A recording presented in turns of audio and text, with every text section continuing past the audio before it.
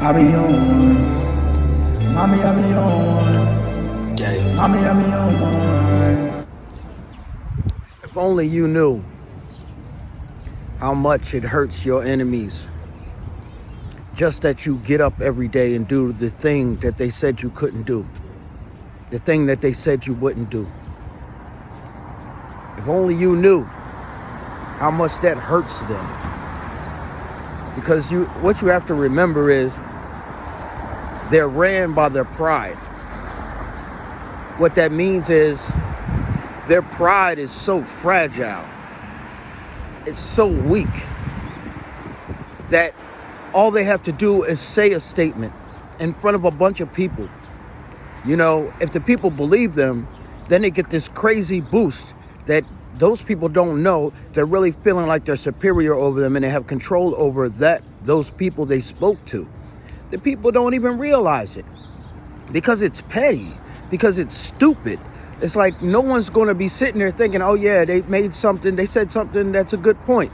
And just by you saying that, they start to feel superior over you. And imagine if they make a point about somebody.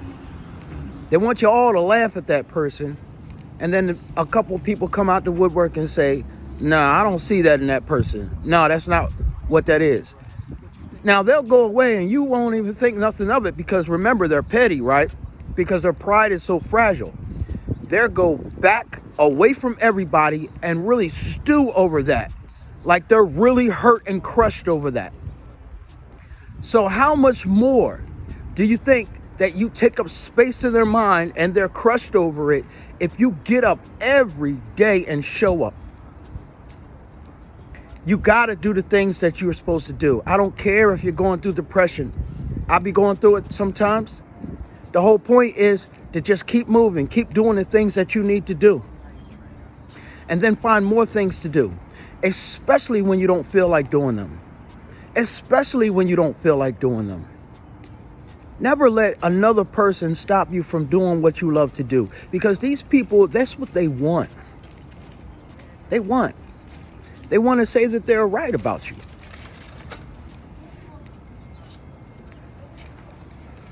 It makes them feel good about themselves, to destroy people, to feel like, matter of fact, it's not even that they're destroying people, but if they can just think in their mind, because you got to remember, they're delusional and they're petty. So if they say something bad about you, you were doing something and then suddenly you stop doing it, they will create a narrative in their mind that they had something to do with it. So you can imagine how they feel when they say something or think something about you and nothing happens, you actually elevate. You don't have to put your hands on your enemy in order to defeat them. You don't even have to confront them directly. Because they're watching you. Because they're watching you, you know they're watching you because they're looking for things to say about you. Bad. They're looking for ways to compete against you. They're looking for ways to discredit you. So since you know they're doing this, then you automatically know that you got their attention. If you have their attention, give them a show. One they'll never forget.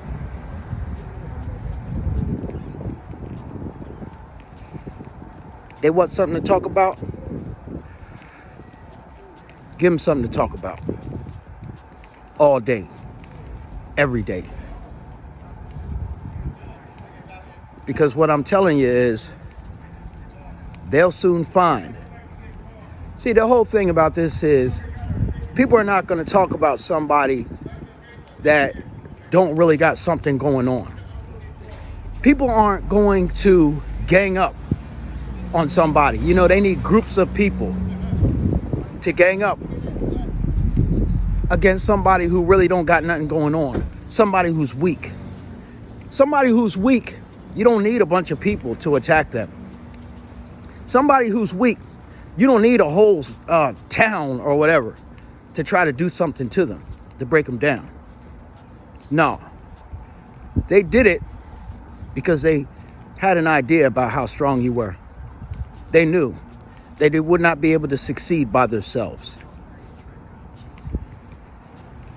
The same people that are talking crazy about you behind your back, if you seen them one-on-one, walking down the street like this street right here,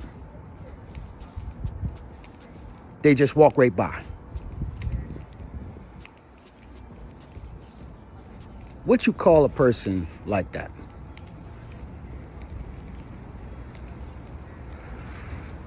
What do you call a person that hides behind fake accounts and calls you names? And you're almost 50 years old. What do you call people that do that? You know what I mean? So you got to know the animal that you're dealing with. They're what do you call it? Well, for the lack of a better word, abominations. You know what I'm saying? The people that are supposed to be adults, right? They're supposed to be mature because as you reach in your 30s, late 20s, you're supposed to have a certain way about you that stops you from acting like a child. But these people, they constantly go back to it. And the only way I know it is because I was in that stage myself. So it's not looking down on people. It's just that I elevated beyond that, learned from it, and still maintained an element of my soul that allows me to have fun when I want to be playful when I want to. And people mistake that, you know what I'm saying? It's kind of weird to the average adult to not be serious all the time, to have a fun-loving nature, a playful nature, you know what I'm saying? And at the same time, be mature enough to get what you need to get done, to sit in mature groups of established men and women and have a serious conversation about something that matters. People don't know how to quantify that. So they automatically imagine that the serious side of you is fake and that playful side of you means that you're immature. People fear what they don't understand. And they start to quantify it and classify it as things that the only thing that they can think of. Because, first of all, they don't want to admit that you're smarter than them. They don't want to admit that you're more creative than them. They don't want to admit that you might have a little bit more ingenuity than them, that you may have learned more than them, especially if they're older than you and they're in your family. The parallels of what they did to Jesus is so crazy. I'm just saying, like, this is exactly what they did to him. They couldn't imagine that he knew something that they didn't know. They couldn't imagine. The little bit of information that they had about him from the little bit of time that they've been around him was enough to make them believe, and couple that with the things that they've done in their life, was enough to make them believe somehow that no one younger than them could elevate beyond them. No one.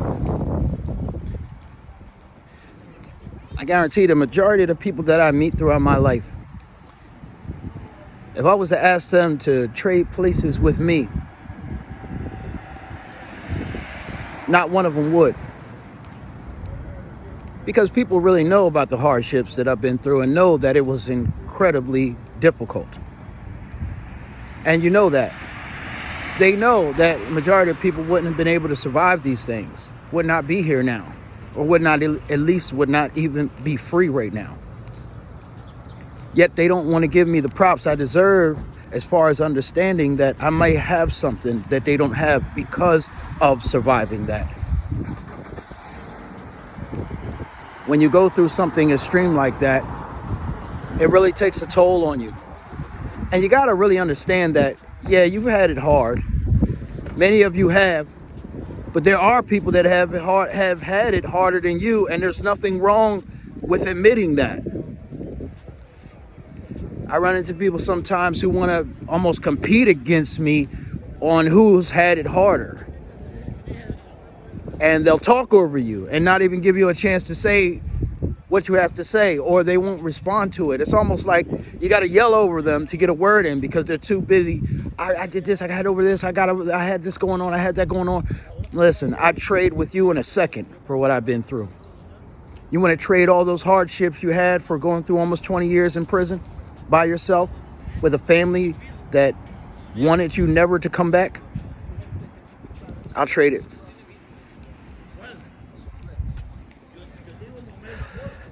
And it's not that I'm trying to say that no one has had it harder than me. I know that there's people that have had it harder than me.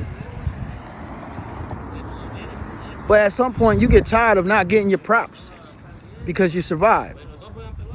You know what I mean? So you got to come out and you got to let people know who you are. Not saying things to people because I want to complain and compete against who had it harder. I'm saying these things because no one else is going to acknowledge what I've been through and overcame. So I'm going to. And if you try to sit in my face and act like you don't want to see it, then I might say something about it. If I have no choice but to be around you. You know, because you get to a point where you get tired of people trying to take you for granted. You get tired of people trying not to see you, trying purposely not to see who you are. You get tired of people trying not to purposely understand the jacked up stuff they're doing to you. They've been doing this stuff so long, taking people for granted, being disrespectful, and then feeling some type of way when somebody's disrespectful to them. You got people that have gone through some of the most horrifying things in life and survived it. And then they get somewhere where some little lady is yelling at them a little too much about doing some schoolwork. And they want to go and start a group of complaining about how this lady is talking to them.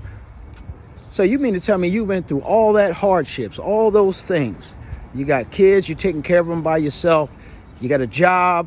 And you're going to school and you have an apartment. And what this little lady is saying to you about working in a notebook is the thing that's going to break you. And then you want to act like you survived. You didn't overcome nothing. You didn't overcome nothing. That's why you're thinking like that. There's a bunch of examples. We got to stop thinking that we're hard and we're just so sensitive.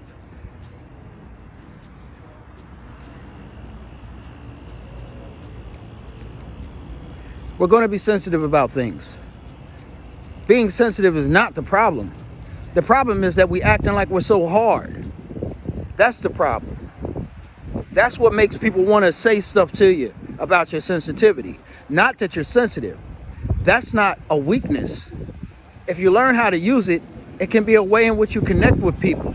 It can be a sign of growth in a relationship with somebody else because you can use it in order to not take things personal that they do, to understand them, to help them possibly, or to connect with yourself so you can learn what you need to do about yourself. But when you're running around acting like you're super hard and you don't feel nothing, and you know damn well you feel everything, then you're probably going to get somebody to say something to you about it. I don't know why people think that other people don't see them for who they are.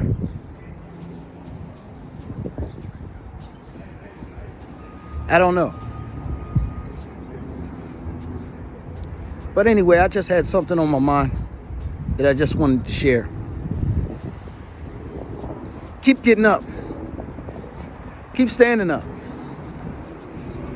Keep glowing up.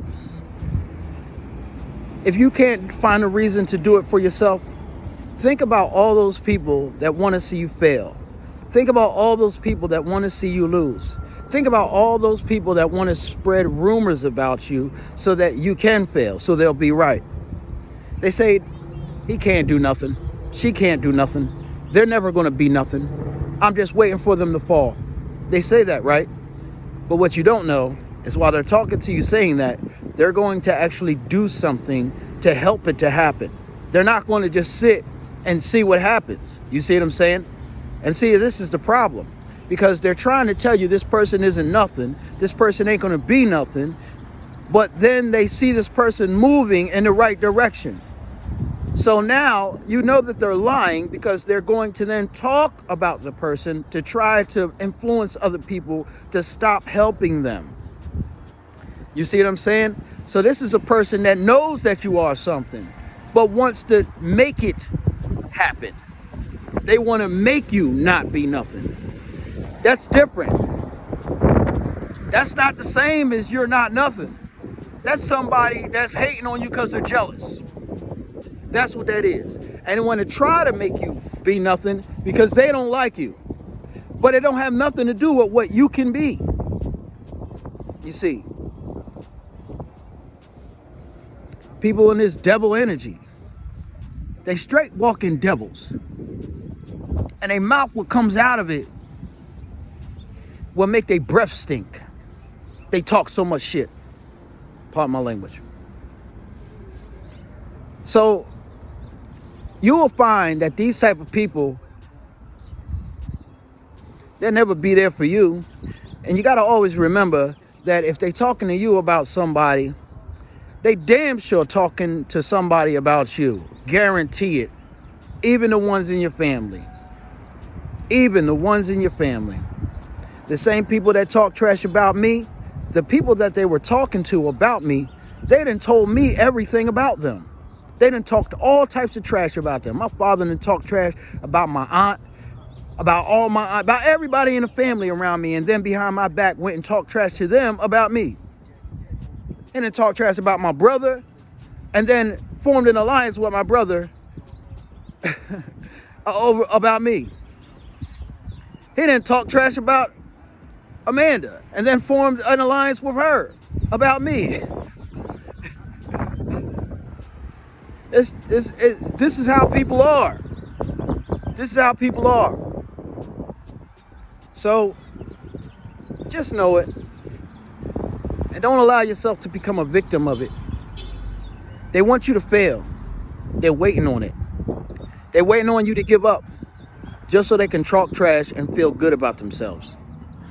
Your life means nothing to them for real. Their own life doesn't mean nothing to them for real. So keep getting up, keep waking up, keep blowing up, keep moving up, keep proving them wrong. If you can't do it for yourself, do it because you want to shut up the naysayers. That's what you do. Never stop being you. Treat people good. Give God his props. And you know the rest. Holla back. Waiting for another soldier like machine, never won't find. They love to see the rules, but they can't even walk a mile in the shoes. Envy and jealousy and hate, that's all they do. When karma comes back, they singing the blues. And I be on one every day, mommy with the DM. And y'all wanted to be the bad person.